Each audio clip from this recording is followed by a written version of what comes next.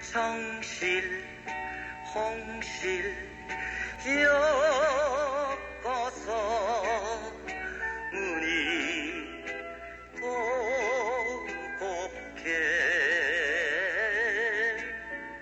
정실 홍실 엮어서 두 손을 모아. 꼭 30년 전 1956년 이 가을, 어느 전쟁 미망인의 사랑 얘기로 일요일마다 모든 사람들의 마음을 사로잡았던 라디오 연속극 청실홍실의 주제가입니다. 예배당에 갔던 이들도 마실 나갔던 사람들도 일요일 저녁이면 이 연속극을 들으려고 허둥지둥 집으로 달려오곤 했었습니다. 라디오라고 해야 이제는 큰 소리에만 귀가 익숙해진 젊은 사람들에게는 들리지도 않을 혼자 듣는 광석 수신기나 아니면은 어쩌다가 PX에서 흘러나온 진공관 라디오 제니스를 둘러싸고 주인공인 미망인과 과학기사의 헤어짐과 만남 따위에 가슴도 쓸어내리고 눈물도 적시곤 하던 그때, 우리들은 그때 그 제니스 라디오 한 대 있었으면 하는 소망을 가졌었습니다. 천정이라는 말 그대로 더 이상 좋은 라디오는 나오지 않을 것이란 뜻을 지닌 진공관 라디오 제니스.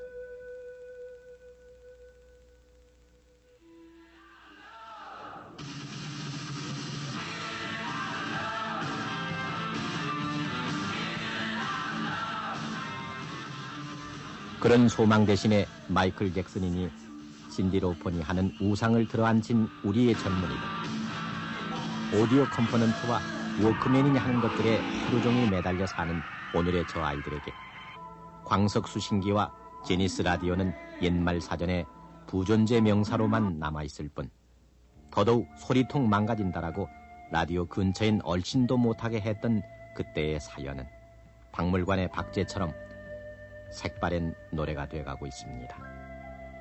제니스, 그것은 소리통 라디오의 알파였지 오메가는 아니었습니다.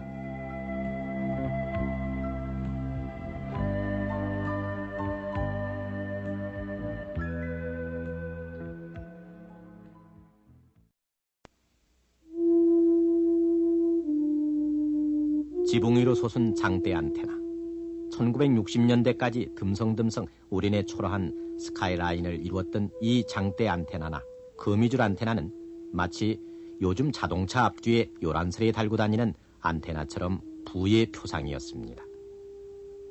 장대 안테나나 거미줄 안테나의 한 끝을 쫓아가 보면은 지금 보기에도 이상한 소리통이 있었습니다. 지금처럼 벽에 붙은 플러그 판넬이 아닌 백열 전등 소켓 좌우로 뚫린 연결판을 타고 내려와 전기 다리미 코드 같은 굵은 줄로 이어진 진공관 라디오가 바로 그 소리통이었습니다. 밖에서는 저 집에 라디오가 있구나 하고 부러움을 사던 라디오 있는 집안의 형편이었습니다.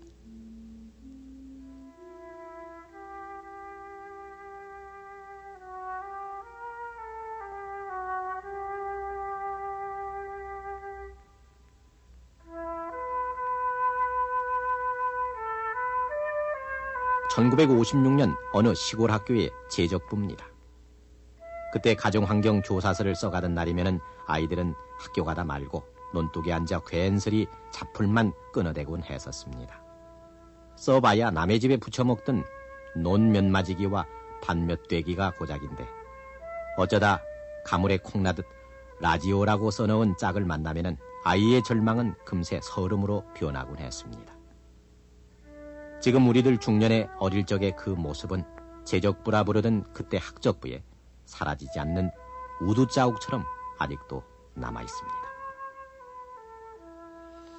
50년대에 제가 200세대 정도 그 가정 환경을 조사를 했는데 거의가 다 라디오를 보유하는 그런 가정은 뭐 찾아볼 수가 없었고, 그때는 어떻게 되냐면 한 동네에 라디오가 한 대씩이면 동네 아이들이 저녁에 가가지고서 전부 그 한 방에 모여가지고서 라디오를 듣는 그러한 정도였습니다.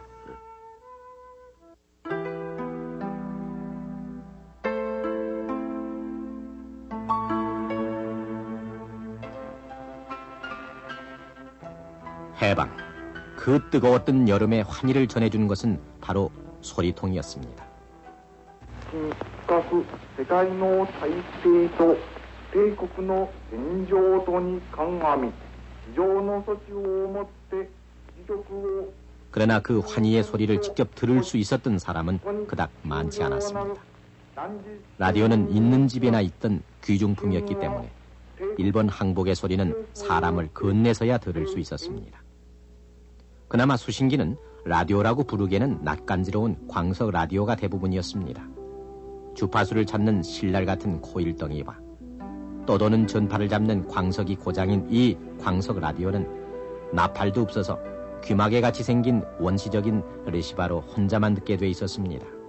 그걸 끼고 혼자서 흥얼거리고 혼자 웃고 혼자 울고 하는 모습이 60년대 보릿고개 시절까지 쉽게 볼 수 있었습니다.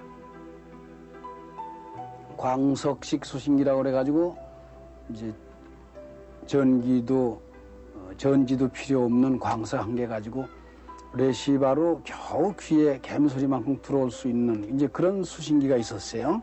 그런데 그때에 이제 그 혼자 듣는 광석식 수신기를 이제 듣는 사람들 가정의 얘기를 들어보면 서로 싸운다고 그래요. 왜냐하면 귀에 대는 레시바는 하나밖에 없는데 여자도 듣고 싶고 남자도 듣고 싶고 그래서 이제 뭐 레시바를 한 짝씩 놓아가지고 남자가 한 짝 듣고 여자가 한 짝 듣고 그래서 옆에서 누가 떠들면 못 듣고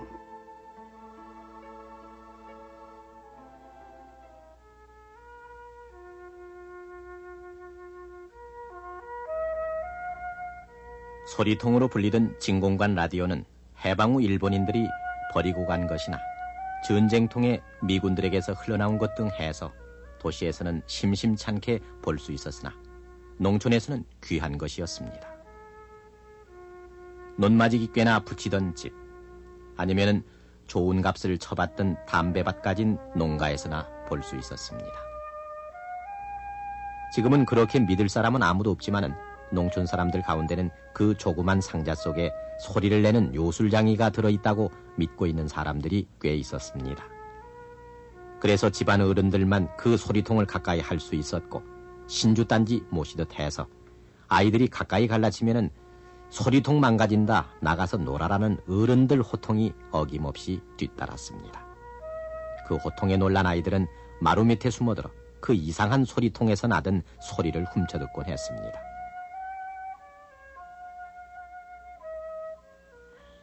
그때 라디오 처음 30년 전인가 그때 언제인지 잘 기억도 잘 안 날 지인데 그 라디오 사왔다 그래서 가니까 할아버지가 아주 라디오를 벽장 속에 넣어놓고 들려주지도 않아요 아예. 그래가지고서 가만히 저기 그 할아버지 들을 때만 마루 밑에 가서 가만히 훔쳐듣고 그랬다고요.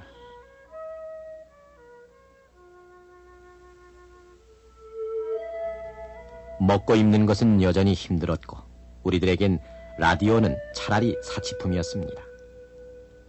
라디오 생산은 물론 생각할 수도 없으려니와 있던 라디오도 진공관이 고장나면은 그대로 버릴 수밖에 없었습니다. 그래서 라디오 숫자는 자꾸 줄어들었습니다. 1946년 어느 신문은 못 쓰게 된 라디오 진공관을 비로소 재생해서 쓸 수 있게 됐음을 알리는 기사 제목을 우리 과학기술진의 개가라고 달고 있습니다.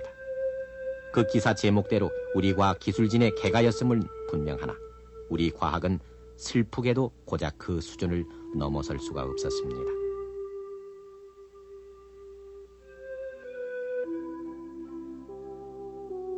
고장난 채 버려두었던 구장집 라디오를 서울 나들이길에 고쳐왔다는 소문이 나기가 무섭게 동네 사람들이 구장집으로 몰려듭니다.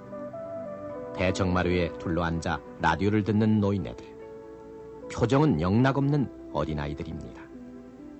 라디오는 이들에게는 바로 소식통이었고 흥겨운 소리통이었습니다. 그러나 애써 고쳐온 라디오가 또 고장이 날세라 정작 아이들은 먼 발치에서 얼씬도 못하게 했습니다. 그래갖고 이 양반이 욕심이 많아 일꾼 부림하려고 그래갖고서 라디오를 사왔는데 아이고 사다 놓고서는 집 식구들은 자태도 못 가게 해놓고 벽에다 탁 갖다 이래 아주 신주고해도 되는 거죠. 그러다 보니 그 라디오는 분실하고 나니까 이 양반이 막 실생을 갖추더라고. 그래서 또 화났지.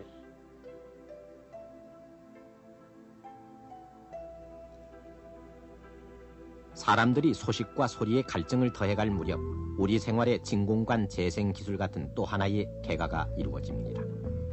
이른바 앰프촌의 등장입니다. 1958년 보리쌀 한 마리나 그 한 말 값인 그때 돈 400환만 내면은 유선 스피커를 통해 라디오 소리를 들을 수 있게 된 것입니다. 보릿고개가 우리를 부황들게 하던 때여서 앰프가 설치된 집은 한 동리에 몇 집 되지 않았지만은 방송 개시 시간에 맞춰 때이른 저녁을 끝낸 동리 사람들은 앰프가 있는 집을 찾아 마시를 나섰습니다. 이제 그 소리통은 전혀 이상한 것이 아니게 여겨지기 시작했습니다. 또 있는 집 아이들이 제 또래에게 자랑하던 제니스 라디오도 그닥 부럽지 않게 됐고, 이때쯤 앰프가 있는 집 아이들은 가정환경 조사서에 라디오도 써넣을 수가 있게 됐습니다.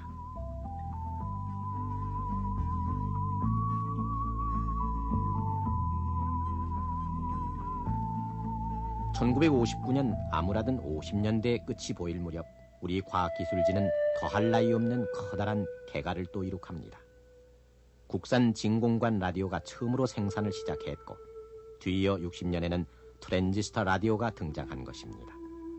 그때 어른아이 할 것 없이 좋아하던 라디오 퀴즈 프로그램의 최고 상품이 트랜지스터 라디오였습니다.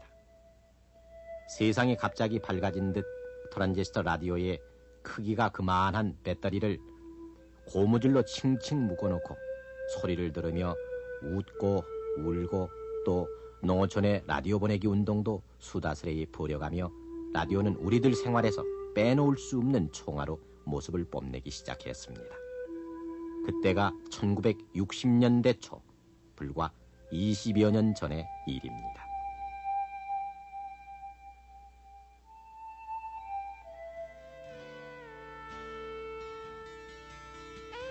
소리 개평이라고 벽장에 숨겨놓은 라디오 소리를 마루 밑에서 훔쳐듣던 때로부터 불과 30년 한 세대.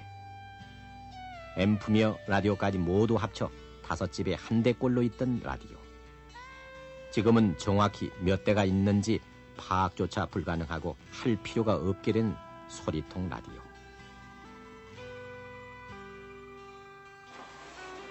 그때 개평 소리를 듣고 가난하게 자라난 오늘의 중년과 장년들이 이루어낸 부의 축적으로 제니스 라디오를 만들어낸 미국에만 한 해 4억 5천만 달러어치의 소리통을 수출하게 됐고 그 미국 땅에 공장까지 차려놓게 된 지금 우리 아이들의 학적부에는 이제 가정환경 조사 칸마저 없어졌습니다. 진공관 재생기술 개발을 우리 과학기술진의 개가라고 흥분했던 1946년. 그때로부터 40년.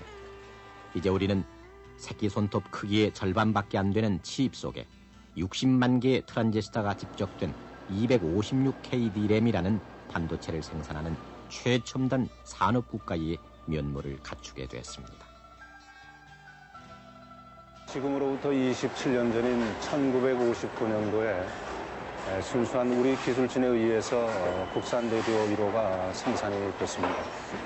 이후 30년이 지난 현재 이르러서는 그 당시 그렇게 우리가 소중하게 아끼고 갖고 싶어 했던 라디오를 만들던 선진국에 오히려 우리가 좀 더 첨단 제품을 개발을 해서 상대적으로 많은 양을 역으로 수출을 하고 있습니다. 이런 분야에 종사하는 사람으로서 그때를 생각하면은 감개가 무량하고 격세지감이 없지 않아 있습니다.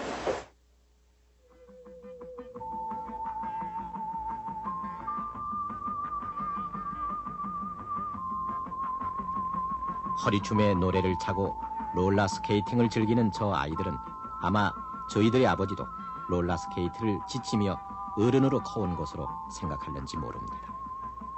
현란한 몸짓과 탄성에 젖어있는 저 아이들은 또 저희들의 엄마들도 오디오 컴포넌트의 율동 속에서 성장했을 거라고 생각할지 모릅니다.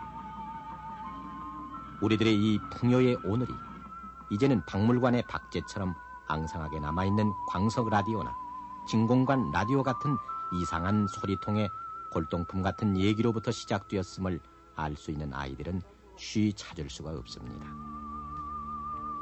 우리가 해보는 이 부족함 없는 해바라기는 어디서부터 시작됐는지, 거리를 휩쓸듯 이상한 걸음으로 뛰어가는 아이들을 보는 우리들 손이 절로 사라지지 않는 어깨 위 우두자욱으로 옮겨지는 밤입니다.